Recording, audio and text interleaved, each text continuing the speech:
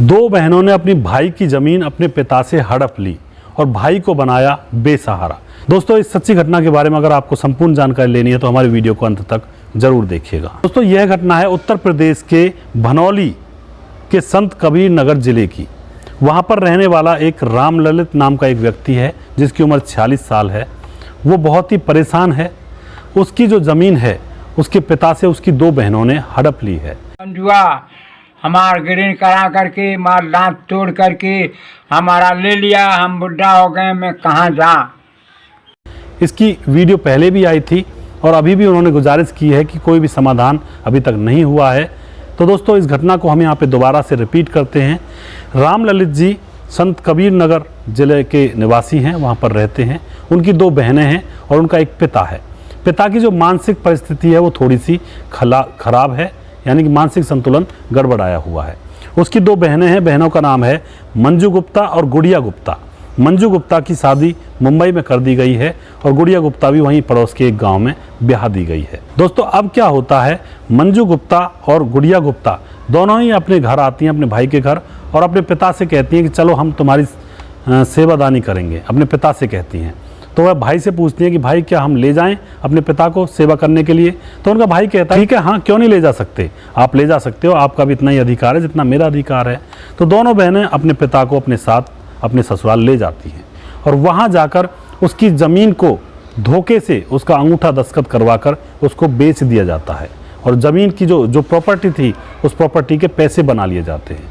अब उसके बाद वो दोनों बहनें पिता को अपने भाई के पास छोड़ जाती हैं और उसके बाद भाई को बाद में पता लगता है कि जो मेरे पिता के नाम ज़मीन थी वो तो अब रही नहीं, वो तो बिक चुकी है।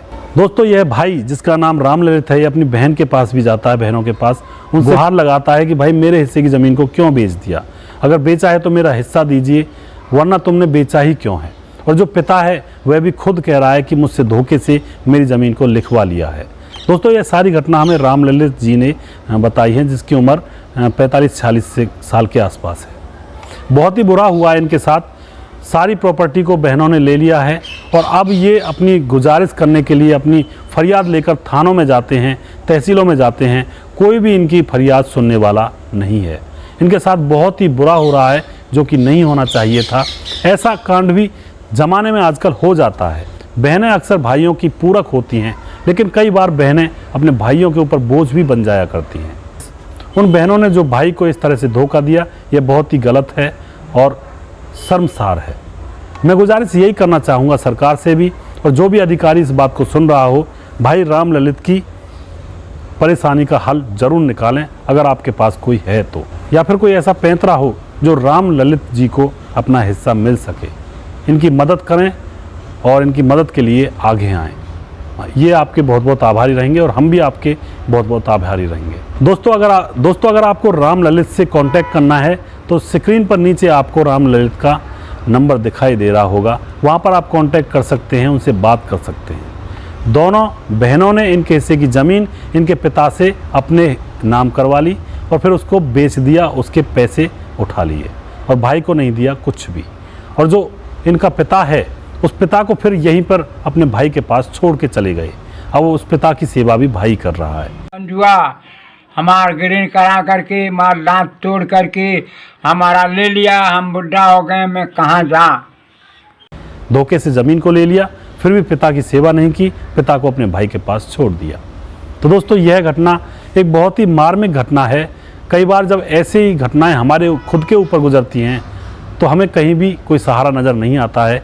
इसी तरह से राम ललित जी के साथ हुआ है। उनको कोई भी सहारा फिलहाल नज़र नहीं आ रहा है।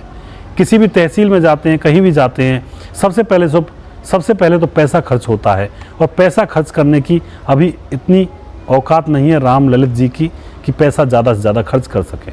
किसी भी अधिकारी के पास जाते हैं तो वो सुनने के लिए तैयार नहीं।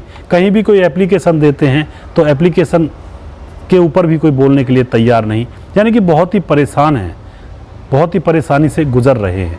पहले भी इन भाइयों ने हमसे कहा था, हमने आपके सामने इनका जो घटनाक्रम था वो रखा और आज फिर आपके सामने घटनाक्रम रख रहे हैं। अगर आप मदद कर सकते हो, किसी भी तरह की कोई मदद कर सकते हो, तो आप इनका फ़ोन नंबर है नीचे, इस पर आप कांटेक्ट कर सकते हैं। इनको रास्ता बता सकते हैं कि आखिर ये क्या करें, कैसे अपनी प्रॉपर्टी को वापस लें। तो दोस्तों, जो भी भाई मदद करना चाहता है राम ललित जी से कांटेक्ट करें और इनको कुछ अपना रास्ता बताएं। नेक्स्ट वीडियो में मैं जल्दी फिर से लेकर आऊँगा किसी सच्ची घटना के ऊपर। तब तक आप खुश रहें, सावधान रहें। जय हिंद, जय भारत।